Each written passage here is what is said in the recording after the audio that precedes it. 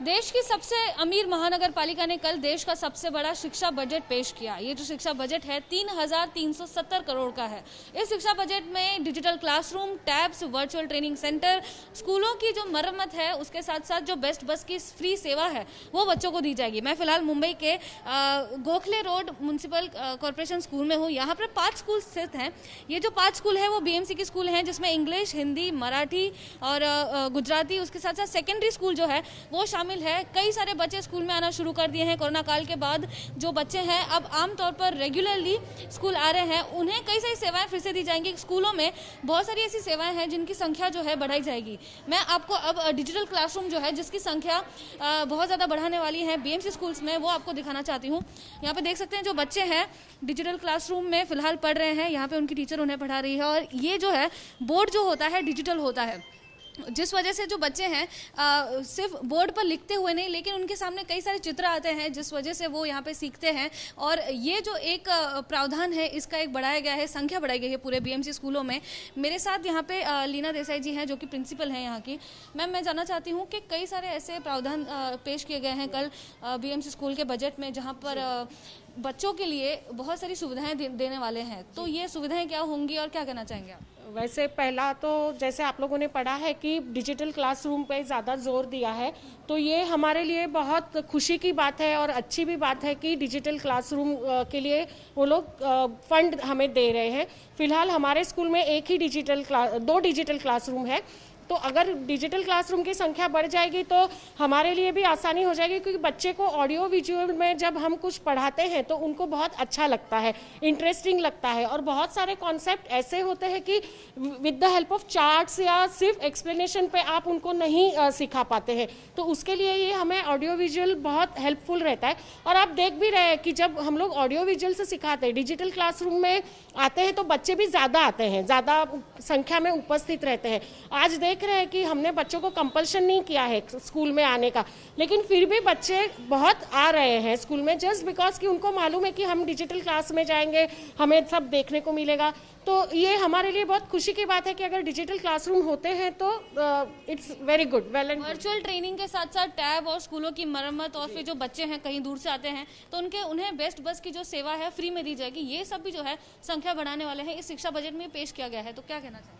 वो भी अच्छा है। वर्चुअल क्लासरूम भी है हमारे यहाँ पे, फिलहाल एक ही वर्चुअल क्लासरूम है, तो वर्चुअल क्लासरूम भी अगर हमारे बढ़ते हैं तो जैसे डिजिटल क्लासरूम है, वर्चुअल क्लास भी है, लेकिन वर्चुअल क्लास का एक टाइम होता है कि भाई हर एक स्टैंडर्ड का एक एक टाइम होता है, जबकि डिजिटल क्लासरूम में पूरा दिन बच्चे उनके सामने रहते हैं।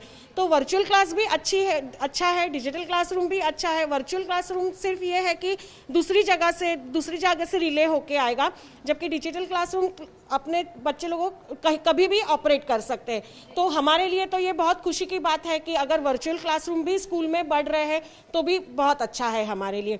दूसरी बात, टैब जो है, तो टैब आजकल के ज़माने में बहुत ज़रूरी है कि अब हम देख रहे हैं कि कोरोना अभी तक पूरी तरह से ख़त्म नहीं हुआ है, कभी भी संख्या बढ़ जाती है, कभी कम हो जाती है। तो जैसे संख्या बढ़ती है तो हमें स्कूल बंद करना पड़ता है, जब कोरोना की संख्या बढ़ती है, तो जब कम हो जाती है तो फिर से शुरू होते। तो टैब अगर हम बच्चों को देते हैं तो बच्चे घर पे भी बहुत अच्छी तरह से पढ़ सकते हैं, क्योंकि हमारे यहाँ पे जो बच्चे आते हैं वो बच्चे जो है उनकी थोड़ी सोशल या इकोनॉमिक कंडीशन जो है वो इतनी नहीं होती है कि घर में जितने भी बच्चे हैं उनको फ़ोन दिया जाए या उनको टैब दिया जाए। वो एक ही फ़ोन पे घर के सारे बच्चे पढ़ते हैं।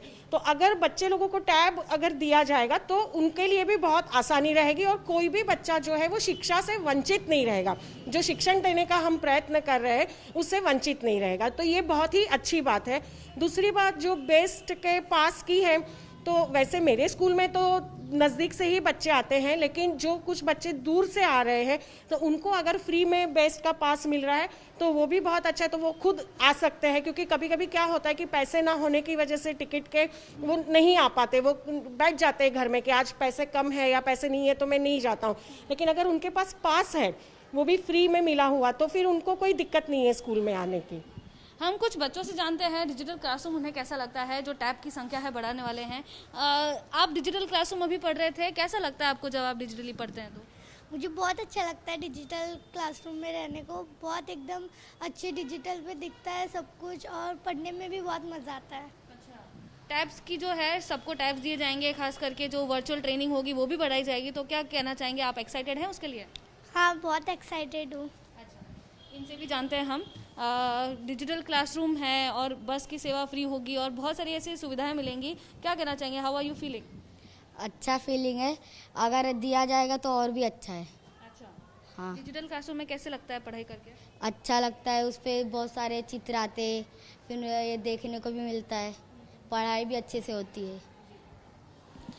मुंबई महानगर पालिका देश की सबसे अमीर महानगर पालिका उसे इसलिए कहा जाता है क्योंकि जो सेवाएं हैं जो आम नागरिकों को दी जाती हैं, मुंबई करों को दी जाती हैं, वो उनकी ज़िंदगियां बदल देती हैं। जैसे कि मुंबई महानगर पालिका की जो स्कूल है वहां पर डिजिटल क्लासरूम, टैब्स दिए जाएंगे, वर्चुअल ट्रेनिंग होगी, बस की सेवा फ्री होगी। ऐसे कई सारे बजट है जो कि बजट में जो प्रावधान है जो कल पेश किया गया था, 3,370 करोड़ का बजट पेश किया गया था, जो कि बच्चों के लिए काफ़ी ज़्यादा फायदेमंद होगा, उनके फ्यूचर के लिए काफ़ी ज़्यादा फायदेमंद होगा। कैमरा पर्सन योगेंद्र गुप्ता के साथ मैं लता शर्मा, ABP न्यूज़ मुंबई।